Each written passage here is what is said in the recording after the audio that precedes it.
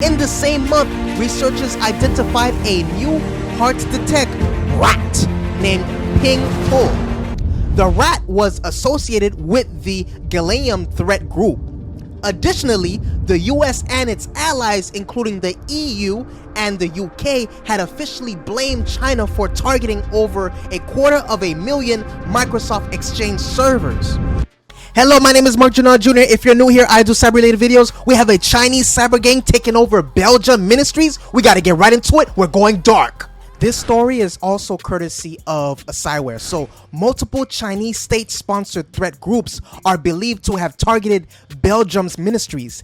The claim regarding these attacks has been made by the Minister of Foreign Affairs of Belgium.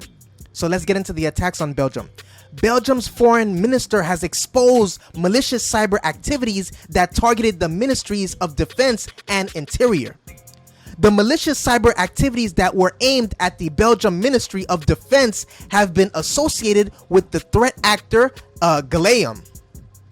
The cyber activities targeting FPS Interior have been linked with multiple APT groups. We have APT27, APT30, and APT31.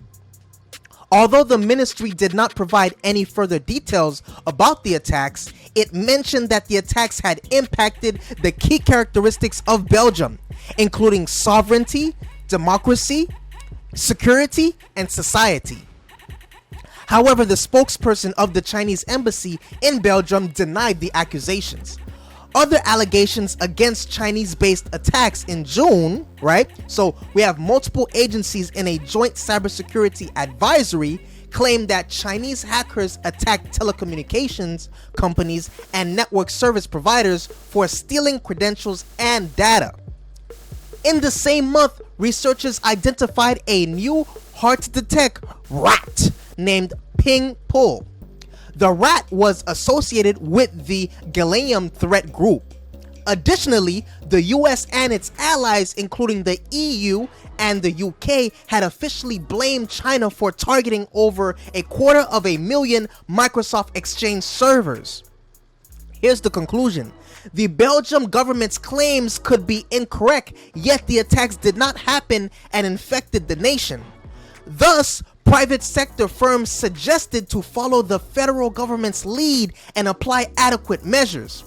Further, the firms can limit future cyber incidents with investments in cybersecurity and planning a holistic approach towards cyber threats. That's the story. What you guys think? What you guys think? It's getting juicy. Please feel free to watch, like, and comment other videos on this channel. Subscribe now.